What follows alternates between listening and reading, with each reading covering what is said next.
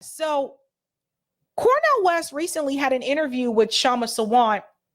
There's two parts of that interview I want to show, which is about the worker aspect. So Kshama Sawant started this organization called Workers Strike Back. I actually spoke, when I didn't speak, I was there. I covered the Boston launch of Workers Strike Back. That's on the channel on my homepage.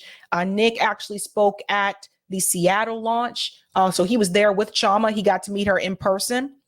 So there's been multiple launches across the country. So it was cool to see both of them connect that way and starting to talk about his campaign and the labor component of it.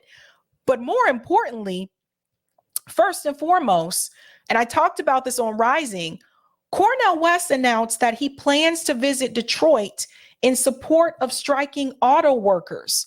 Now, this is pretty huge because, and I'll get to the Biden piece in a minute, this was pretty huge. When Cornel West had announced this, Joe Biden had no plan, apparently, to visit those workers. So Cornel West actually took the lead on this. So let's go into this here, and then we'll get into these clips from Case Study QB, where they're actually talking about how they think it's a mistake for presidential candidates not to support the workers. Cornel West is heading to Detroit to prop up the UAW strike. West, who is running as a third-party presidential candidate, told The Hill exclusively on Wednesday that he intends to go to Michigan to support those calling for a higher wage and a check on CEO profits. Yes, indeed, he said in a text message when asked if he plans to go to the metropolitan hub of the picketing. The insurgent West has attracted attention for running as a Green Party contender, offering a more progressive pitch to voters than what he believes President Biden has brought to the table during his first term of office. Biden and the White House aides have so far declined to physically go to a UAW strike, though the president offered official support for union workers September 15th, the first day of the rally.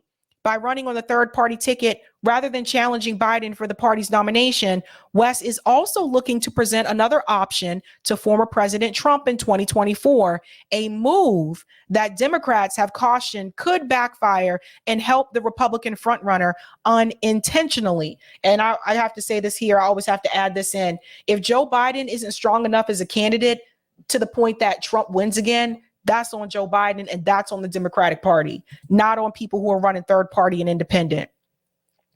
West's expected trip to the Midwestern battleground is notable because it's one of just a handful of swing states that could determine the outcome of the White House in November. And then we'll go ahead and jump ahead here.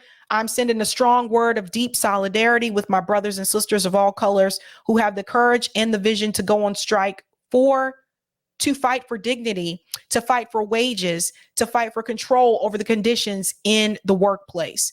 We are in a society in which class struggle is real, in which you have to make a choice, in which when workers straighten their backs up, they're going somewhere because greedy bosses can't ride your back unless it's bent. So stay strong, stay steadfast, and just know I'm here spiritually, morally, and physically very soon. Now, before I go to this clip from Case Study QB, one thing I want to add, a lot of people have been saying, I want to see Cornel West campaign do something on the ground. I'm ready to get moving and get going. It's moving and going. And it's actually still very early because I want to remind you, Jill Stein didn't announce until the year of the actual election. So she announced in 2016. So Cornel West actually got a head start here. This is probably the third thing that he's going to on the ground that I'm aware of. He actually held a webinar in support of Stop Cop City. I don't know where all these other candidates stand on Cop City, but Cornel West has been very vocal about opposition, being opposing Cop City. After that, he was also recently at the climate march in New York City. Now he's going to Detroit to stand with the auto workers and their strike. And October 3rd, he'll be in D.C. at the Ukraine Peace Rally event, which I will be there in person covering that event on the ground. So you guys will see me in D.C. Tuesday night. So these are just multiple things that Dr. West has been doing and attending on the ground. So this is that movement building part of his campaign that he was talking about when he came onto the show. The grassroots mobilization. It is very important that you have that on the ground. Now, standing with the workers is incredibly important. And I want to show you how important this is, because apparently Tim Scott,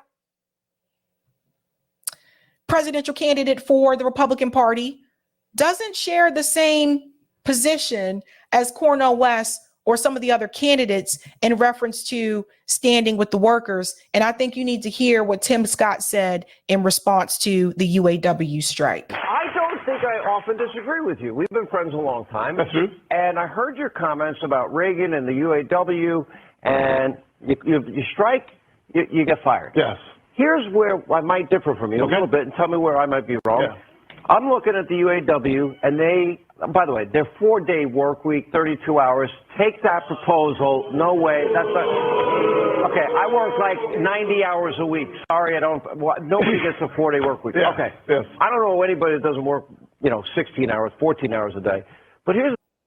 That's a damn lie. And number two, why are people working 16 hours a day? He says this as though it's a bad thing if you're not working that many hours. That shit's not good. It's not good for your health physically, mentally, or emotionally. And by the way, Sean Hannity's like, oh, I work that many hours in a day. Number one, I don't believe that. Number two, you got a job where you're sitting down, someone does your makeup, someone does your hair, and you are paid very well. You ain't got no back-breaking labor going on in Fox News studio, okay? The thing, they are totally losing their jobs because of Joe Biden and this push towards electric vehicles. Absolutely. $4.5 billion profit loss on the EV line of Ford this year. Yep. That they are killing these workers. That should be, what recourse do they have? Without any question, anytime you have a president who drives us to inflationary levels of 16%, this is like the sequel to the Jimmy Carter years. It is devastating, and it's devastating working class Americans. They've lost thousands of dollars of spending power, and without any question, whether you're a non-union or union worker, you're being devastated by the Bidenomics. Devastated. One of the things I focused on, Sean, that's really important is the fact that in the first, y'all remember that $1.9 trillion COVID package deal passed in 2021? There was $86 billion to bail out the unions. That's terrible. It's nuts. They keep offering because deals. The unions are forcing the Democrats, they own them. They own them. They own them. And when that happens, the taxpayers, there's no such thing as a federal dollar. They're your dollars. They're all your dollars. Some of the unions do have relationships with the Democratic Party, not all of them, but some of them do. But they're saying this in a way to make it seem like the workers actually are asking for too much. Putting $86 billion of your money into shoring up union pensions because they keep over-promising and under-delivering, it's just wrong. We need a president who says we are not going to subsidize unions, period. Mm-hmm. So they're just going to sit here and pretend like Joe Biden didn't prevent the railroad workers from going on strike. You see how they're leaving that obvious, that big red flag out, that a lot of us were really vocal about the railroad workers? You make the deal, you live by the deal. If it goes belly up, it's not on the back of the taxpayer. How do you like this idea? I mean, usually CEOs, and there's been a lot of talk about disparity CEO pay. Okay, but most of their pay, most times, not all times, is based on performance. Yes. What if they had the same type of performance where everybody is skin in the game? Yes. Everybody, if the company does well, these guys get massive pay increases, bonuses, as well as the CEOs. That would keep it, that would have everyone pulling in the same direction. It would make the world a better place. Here's one of the things that happens. There's a company called Nucor Steel in South Carolina, where many of the workers there make six-figure incomes because they get production bonuses. We should encourage and incent compensation to match the production of a company. When you make the company more money, you should share in the profits of that company. That's all common sense in America. All right, let me move to the controversial issue of abortion. But Tim Scott doesn't want you to go on strike. Senator Tim Scott has said they should be fired. So watch this. Sean Hannity surprisingly advocates for UAW workers to get the same raise bonuses CEOs do, while Senator Tim Scott said that they should all be fired. I don't think so the thing is again, like I said, if you're not standing with the workers, especially if you're a presidential candidate, you're doing it all wrong. You're doing it all wrong. Every presidential candidate should be present at that UAW strike. It's just, that's a no-brainer to me. Even Donald Trump is going to speak to them. Now, before Joe Biden announced that he will be going to see those workers, Fox and Friends, Fox News actually criticized the fact that Joe Biden was not going there. Listen to this. I also think that President Trump has been smart to get to Ohio first. Now Joe Biden's got an Ohio policy. It's going to help those people of Palestine. The correct way to say it is, Palestine. Yeah, East Palestine. And number two is he's going out with the workers in Detroit. He's going to speak in Detroit this week. Cornel West is going to speak in Detroit this week. Where's Mr. Blue Collar Joe? He is MIA. Brian, it's such a good point. I also think that President Trump. Yeah. So this actually happened before Joe Biden changed his mind. So people were calling him out. We can go to screen 2, Eric. People were calling out Joe Biden for the fact that, wait a minute now, Donald Trump is going to the workers' strike in Detroit. Cornel West announced he's going to go see the workers in Detroit. But the president of the United States is not willing to go see the workers in Detroit. What is happening here? Same thing with East Palestine, Ohio. Joe Biden still has not visited those people in East Palestine, Ohio. So Cornel West announced that he was going first days ago. Now, President Biden, and this was announced today, Biden to travel to Michigan Tuesday to support striking auto workers. Let me make something clear again.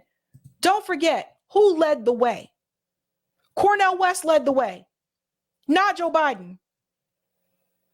So 9 times out of 10, he probably doesn't even want to be there. But it looks bad if Cornel West go and Donald Trump go and Joe Biden's not there. So one of the things that's been happening with this particular campaign is adding in that labor component to it, those movements on the ground. That's just one of them, right? So Dr. West has talked about multiple causes and issues. Recently, he had an interview with Kshama Sawant, and that's actually Bia. That was my first time actually seeing what Bia looks like, because I've only communicated with her via email. But Workers Strike Back, they have this YouTube channel now called On Strike Show, where they cover all of these worker issues, people that are on strike. They recently interviewed Dr. West, tying in this particular issue. And then there's something else that they addressed as well that I want to show you towards the end. So let's go ahead and get into this clip here. Voters, actually 80% of voters say inflation will be of extreme importance as they head to the polls next year. And in fact, one of the demands of Workers Strike Back, which has launched this broadcast on strike, is for a $25 minimum wage. Let me pause there for a second. When I was at the launch here in Boston, these were the flyers we had too. Workers need a real raise, fight for $25 an hour. So we have to remember Kshama Sawant fought for the fight for 15 in Seattle. We got to remember that was years ago now. And so as time has gone by, obviously we see like $15 an hour is not enough for people to live off of. So when Workers Strike Back was launched, the push is for $25 an hour. There we go. And so I think we want to hear, what are the main issues and demands that you're going to be focusing this campaign on? Yes, indeed. Well, for me, it's always a question of trying to keep alive the great legacy of Martin Luther King Jr. and Fannie Lou Hamer. And what I mean by that is always connecting domestic policy with foreign policy. It means then we talk about military adventurism abroad, and at the same time, you've got austerity policies at home that are tied to high profits when it comes to corporate elites, and it becomes in so many ways the cutbacks and takebacks when it comes to workers. So that the wage stagnation that we've seen in the last 40 years, just at the moment when the profits have been unprecedented, is a way of making the connection between, on the one hand, the imperial policies abroad tied to high military spending, and then the austerity policies at home, which is tied to subordinating workers, which is tied to containing workers, and in many ways trying to keep fear and intimidation in workers so they don't straighten their backs up and organize and fight greedy bosses. And Brother Martin used to say, anytime working people straighten their backs up, they're going somewhere, because bosses can't ride your back unless it's bent. So it's this sense of really trying to galvanize the energy, the commitment. And this is what's so wonderful about both of you all's example. People look at you and your commitment becomes contagious. Your courage becomes contagious. Your consistency becomes contagious. And so what this campaign is very much about is just a moment and a movement.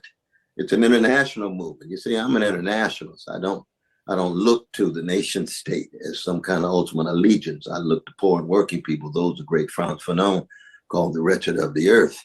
And so I'm concerned about poor and working people in Asia and Africa, in Latin America, as well as Chicago and New York and LA. So as running for president, head of the empire, I want to dismantle the empire. As head of the democratic experiment, I want to empower poor and working people, especially at the workplace. So I'm very much a workers' control person when it comes to voices of workers shaping and molding not just work conditions, but the profits that are made by their labor. Something I want to mention here when we talk about the connection between foreign policy and domestic policy in the United States. One of the reasons why I say that foreign policy is domestic policy is because when you look at the amount of money that the U.S. government spends on foreign policy, on intervention, wars, the military industrial complex abroad, that actually takes money away from domestic issues that we have right here at home. That takes money away from, helping out, like in terms of like food. People are talking about the grocery store prices are high. That takes money away from programs that could help people. If you were to reduce that defense budget, which is over $860 billion, well, then there's some of your money for those programs where you can help people, where everybody can have a home, where people don't have to starve. We're talking about the child poverty rate. The Democrats were bragging that the child poverty rate decreased by half. Why do we even have child poverty in a wealthy country like the United States? Because you have a military budget that's over $860 billion. And it was not always that way. So you have to make the connection between foreign policy and domestic policy. And that's something that Martin Luther King Jr. also preached about.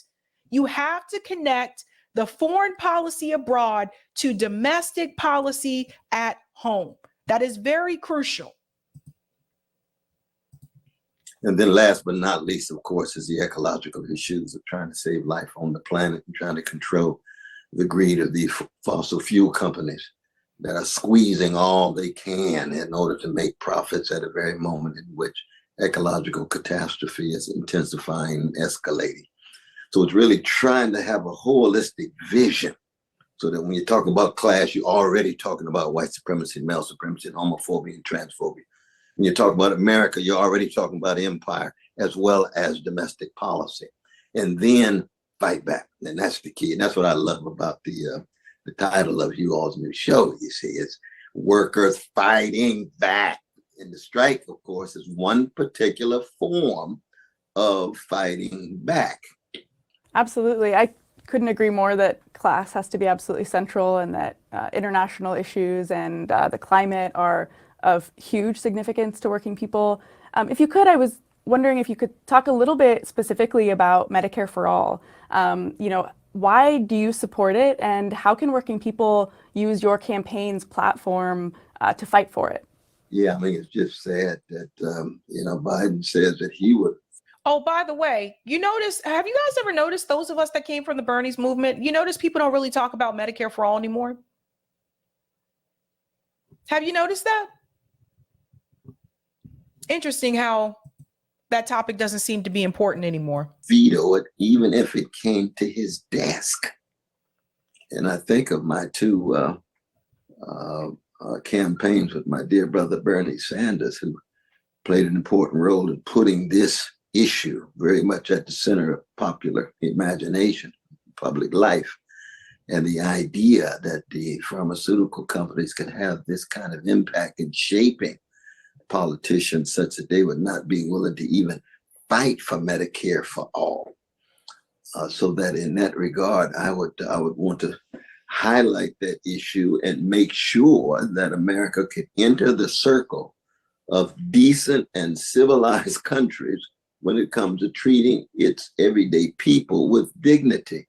And Medicare for All is simply one way in which a society ensures that poor and working people are treated with dignity and decency. Yes, Medicare. Okay, and then I want to go to the other clip here because I have different spots here. There was another section here that I want to bring in as well. I appreciate the kinds of efforts that you all make in making these connections between student debt as well as rent control, as well as these strikes that we're supporting. I mean, with the UAW on the move. Yes, plan to stand right with them. Of course, we had wonderful dialogues with the Sister Kshama in terms of the UPS if they were to go on strike. You remember the dialogues that we had and the plans that we had just to make sure we stand in solidarity, even in Hollywood. A lot of people associate Hollywood with just big money. Now, 80% of them workers who are not being treated with dignity. And this is another thing we were talking about on Rising as well, is that a lot of people in Hollywood, most of the people that work in the entertainment business are not millionaires. They're not making a lot of money. And that includes the actors as well. So when they go on strike, people are like, why are you guys going on strike? You're millionaires. No, they're not. Most of the actors in Hollywood are working actors. They have another job. A lot of them wait tables. And then this is something that they do on the side, trying to build their resume so that they can get those bigger roles. But for the most part, most people working in the entertainment industry are not making a lot of money, especially those that are part of the production crew. They make the least, actually. So, and they're working late hours and not getting many hours of sleep. We talked about this over a year ago when they were threatening to go on strike, the production, and you can't do anything without the production crew. But this connection here with the labor movement, the strikes, obviously Kshama Sawant's workers strike back, and Dr. West getting out there and being very involved with those movements, the people movements on the ground, is especially important and very crucial for his campaign. And not just for his campaign, but again, a movement of sorts. So let's all remember, Workers Strike Back started earlier this year. There was no campaign connected to Workers Strike Back at all. They were like, let's get out there and organize the people and help the unionization. Let's start with Amazon. Let's try to unionize Amazon all across the country. So you have to have these things on the ground. And I think when you have these things on the ground, that takes away some of this disappointment that people have about politicians when their hero or savior of sorts either does not win or does win. And the ones that do win just don't do what they promised to do when they were running for office. I think that takes away that disappointment. So you always have to remember that there's the grassroots on the ground, which is very important. And that happens and should continue regardless if there's a campaign or not. Not just the stars that people, see circulating on television and social media. You mentioned UAW, which is really important because it's one of the unions whose leadership has actually not given the red carpet treatment to Biden. And they may yet do that, unfortunately, and that will be unfortunate if they do that. But what is a fact, unfortunately for us, is that the leadership of massive unions like AFT, the American Federations of Teachers, which is actually my union, and the IBEW, the Electrical Workers Union, and actually the leadership of the AFL-CIO itself, which is obviously, as we know, the big labor federation in the United States, have all rolled out the red carpet for Biden's candidate. She's right. So she's talking about some of those bigger unions, which we covered on this show before, how they had already made an ad. There was like this commercial that said, we're supporting Joe Biden. And there were members of that union who had reached out to me and told me they didn't sign off on any of that. That was just union leadership choosing to go in that direction.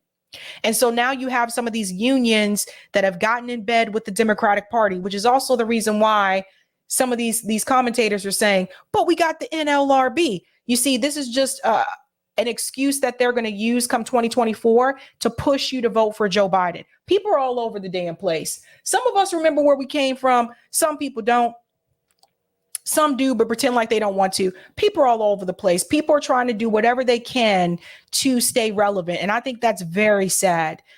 I would never get onto this show and tell you to support Joe Biden or any corporate politician. Some of us still stand by those beliefs and those values. And some people are choosing to go along with, let's use the unionization effort to persuade our audience to support Joe Biden come 2024. And that's a damn shame. It really is. And this is why the left doesn't win, because people are willing to sell out. And the people who often sell out are the ones who have all the resources. And those of us who are left are the ones that don't have many resources. And that's why we don't get anywhere. And there is one labor leader, Roseanne DeMoro, who, as you know, was the former executive director of the National Nurses Union, who has not done that. And she has actually said that she might back your campaign, and I hope she will, and I hope the Nurses Union will do that.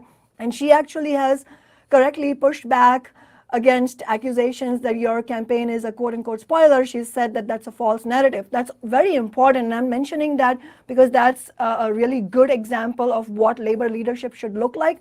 Unfortunately, we are at a point where that is the exception to the rule. And the position that many of these labor leaders have taken, which is just giving their unquestioning endorsement of Biden despite the historically shameful breaking of the railroad workers' strike, it really brings up the question of who is speaking for the mass of the rank and file in the labor movement, whose living standards might be better because of, because unions make everything better, whose living standards might be better than the vast majority of workers who are not unionized, but yet are struggling to survive. And that's why we've seen the strike of the actors and the writers in Hollywood. We've seen the potential for the strike at the UPS Teamsters. And we've now seen a massive majority strike authorization vote of the auto workers who are with the UAW. So we're seeing this swirl everywhere where clearly the rank and file of the American working class is angry and frustrated and is looking for a way to fight back. And your campaign could be a real avenue, a real vehicle to bring them together. So how do you propose for your campaign to speak to the majority of the rank and file of the labor movement, specifically, union workers who are looking for something to fight back, who want to push back against their leadership's blanket support of Biden?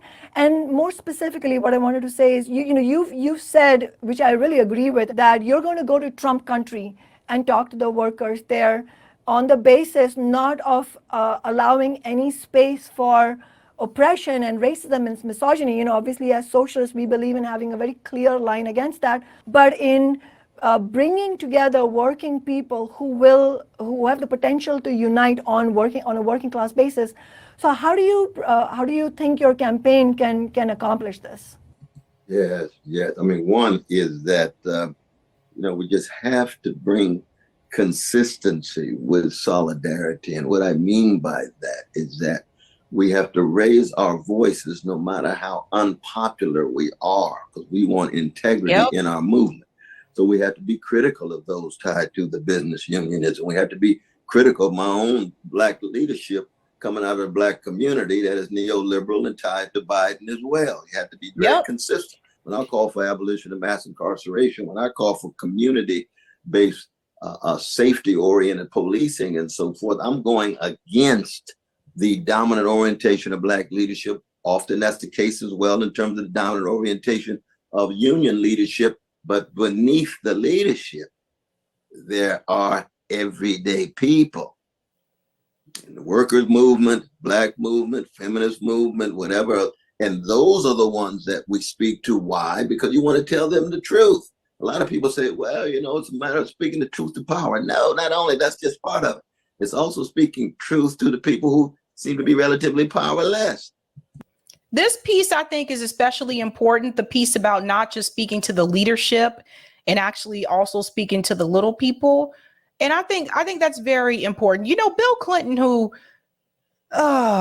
Bill Clinton, something that he did do right in reference to his presidential campaigns. When Bill Clinton was campaigning, he spoke to the little people. Bill Clinton would go speak to people in coffee shops, restaurants, just everyday working class people. That's why he was able to win the way that he did. And that's something I think people need to understand. That's why someone like Bill Clinton was able to unseat George Bush Sr. because he talked to the little people. As time went by, that kind of went away in reference to electoral politics. The Democratic Party started to become a friend of Goldman Sachs and the military industrial complex, and they got more, deep into corporate greed and corporate powers and all that stuff.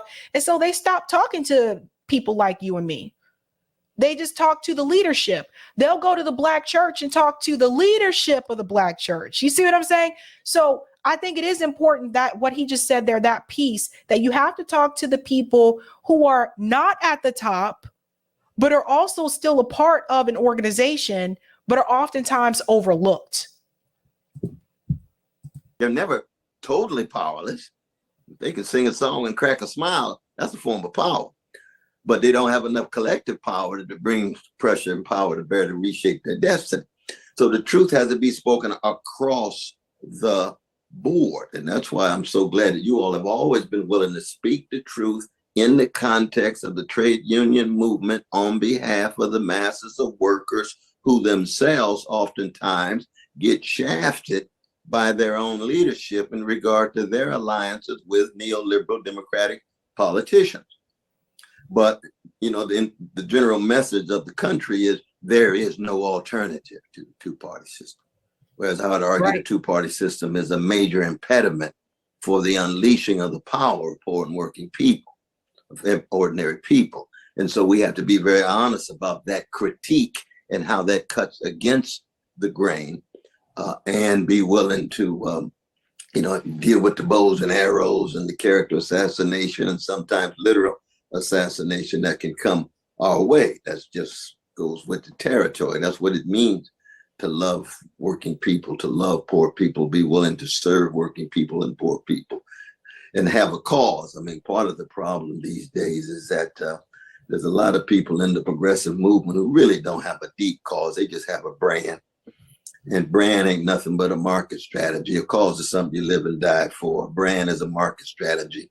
And so many of these progressives just have careers that they're concerned about rather than deep callings that lure them into dangerous zones on behalf of poor and working people. And oftentimes, and that's exactly why you don't see them go into those dangerous zones that he was just talking about, because oftentimes they just have a brand, like AOC has a brand. They don't really have a cause. They don't really have like a calling, something they've been fighting for. Dr. West has been fighting for these things when it wasn't popular. Dr. West supported and stood up for the Palestinian people when it was less popular to do so. It's a little bit more popular to do it now, not as much, as it should be, but when it was less popular to do so. And the point that he makes there, that we cannot always just focus on and do what's popular, because sometimes what's popular isn't right. And sometimes what isn't popular is right. And I'll give you an example. When we talk about the civil rights movement, a lot of people brag about it today. A lot of people brag about MLK and say, look how far we've come, and it's MLK Day and yada, yada. But what people fail to realize is that during that time, in the thick of it, the civil rights movement actually was not popular. So if people like MLK and other civil rights activists were only focused on what was popular, we would have never had a civil rights movement, boo. Same thing with the women's movement. If they were only focused on what was popular, we wouldn't have had a women's movement. So those are things that we have to keep in mind, because right now there are a lot of people that are single issue voters. There may be one issue in particular that is very important to them, and that's what they're voting on, and that's it. And so, that being said, that issue for that person may not be popular at that point in time. But what I'm saying to you is, if you choose an issue, make sure it's because that issue is actually important to you and not because someone told you that it's important to them. Not because a group of people are saying, this is really popular. This is what everyone should be focused on. This is should be everyone's number one thing. But how do you feel? Because there's a lot of that going around recently. There's a lot of that going around where people are like, no, no, no, it's this and this and this and this and that. How do you feel? What's more important to you? And you don't even have to share that with me or anyone else. You can keep that to yourself. But it's important that we're not just doing what is popular.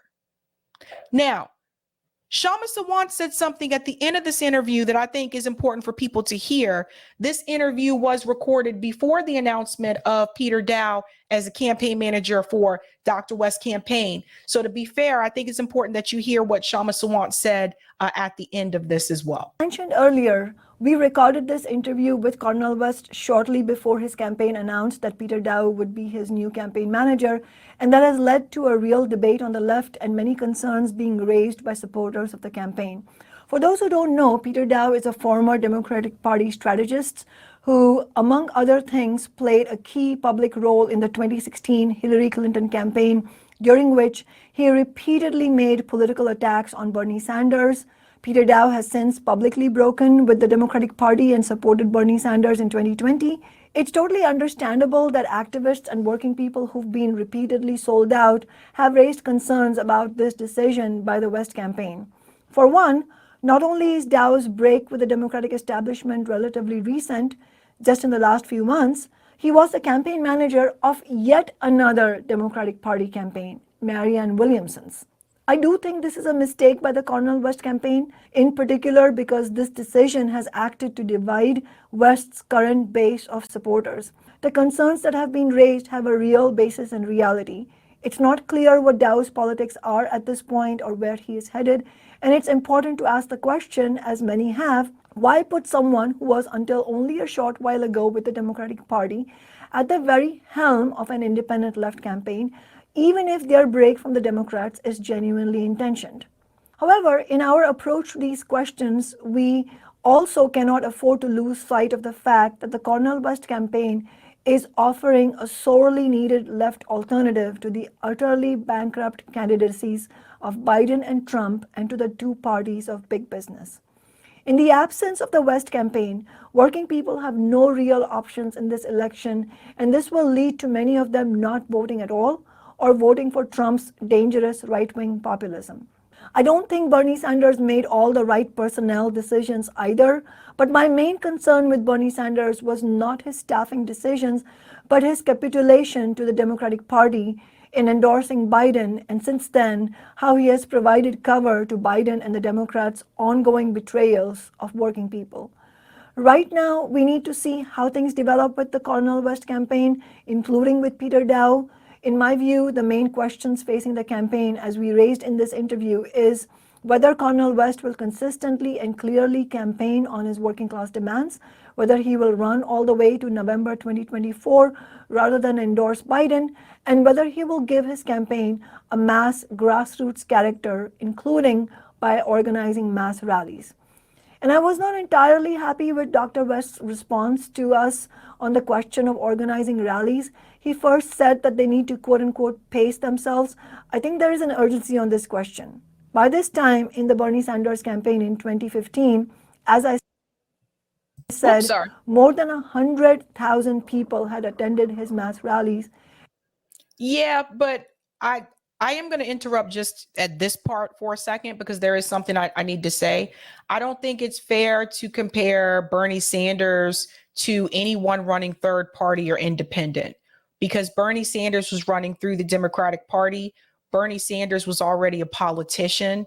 So a lot of people already knew, who he was. Also, that was his second time running for president. So I will say that as well. So there is a difference. Obviously, there's more money running through the Democratic Party. You're going to get more money. Third party candidates don't have as much money. I think people should stop trying to compare Cornel West campaign to Bernie Sanders campaign. And if you're going to make a comparison, compare Cornel West campaign to Jill Stein's campaign, because a third party run and an independent run compared to running within the duopoly is completely different. There's less resources, there's not as many people, especially in the beginning, there's not as many people, on the ground. So I think that that's an unfair comparison. And I wish everyone else would not do that as well. We need to stop comparing a campaign that's third party to a campaign that's in the duopoly. It's not even on the same level in terms of the resources and the funding. And many more had heard about the program of demands Bernie was running on. The clock is ticking here, and we urgently need mass grassroots participation. The best way for us to keep West's campaign accountable to working people is for us to give it a grassroots character, to get involved, and to speak out publicly against mistakes like this one. We thank Dr. West for coming on our program and look forward to covering his campaign in future On Strike episodes. And I think Kshama will be back on hopefully sometime soon, I think. But one thing I want to add there, I wanted to make sure you got to hear that part about that as well. I interviewed Peter Dow on the show. You can find the video. It should be on my homepage. If you go to my channel and you click under videos, you could just go straight to that interview clip. But I did interview Peter Dow recently. I asked him a lot about this and more so about his past and what his plan is for this campaign. I agree with Kshama there. I wouldn't have made that same decision in reference to, who I chose as campaign manager. I would not have made that same decision in the direction of Peter. But at the same time, I also understand that it's been very clear to me that there were other people that were asked as well. I think other people have other projects that are going on, and they may not have the experience, etc. But one of the things that was made very apparent to me is that apparently it is not easy to get someone to run a third party campaign or independent campaign, because it's a career killer. It's just the reality. There are still some people that cannot get certain job opportunities because they worked on the Bernie Sanders campaign. So it's just anything to try to push back against that establishment, it can hurt you further on down the line. So yeah, I think that is where, Kshama and I do agree there. Like, I didn't agree with the Peter decision either, but that's why I did bring Peter on to give him opportunity to explain himself as well. I think a lot of us that came from the Bernie movement, we were very critical about that. Okay. We could be very critical. But we'll have to wait and see what happens. It is what it is. Kshama is one, I will tell you, that will hold your feet to the fire. She is one of those people. So if she feels that something is not meshing well for her, she will be vocal about that. She will not hold that in. So just something to think about there. But for me, when I vote, I'm not voting for people's campaign managers. I'm voting for the policies and the platform. That's my take on that. I'll take that comment on Rockfin, Eric. Thank you for the tip on Rockfin, Roger. Biden visiting Michigan after West declared he's going. Hey, Jink, this is pushing Biden to the left. Now, what Scott was talking about was an ESOP, employee stock ownership plan, not exactly like a worker cooperative, where employees are the recipients of profit sharing, but still no ownership of the company, meaning no power in decision making like they would if it were a worker co-op. That's true. And thank you for this tip as well. Also, later for Medicare for All, building unions in the private sector, rent control, and $25 minimum wage. Those are progressive policies. This is supposed to be the GP, goddammit. You guys supposed to be the socialists. Rhetoric and policies should be nationalized healthcare, worker and community cooperative ownership in business, outlaw private equity from owning housing, and if you want $25 minimum wage, then fight for $60 pegged to COL. You should reach out to offer help and advice, Roger. And thank you for this tip as well. When you deal with a cooperative, politicians have to deal with the entire cooperative, not a leader, because it is horizontal, not hierarchical. Citizen ballot initiatives are the perfect vehicle for single issue voters to exercise their voting power on. Thank you so much. And I want to go to these comments here. Thank you, Anthony. Fake strike. Every plant in Detroit is still going. I heard about that too, Anthony. Thank you, Roger. Looks to me West showing up to support the working class. I know, right, Roger? Imagine that.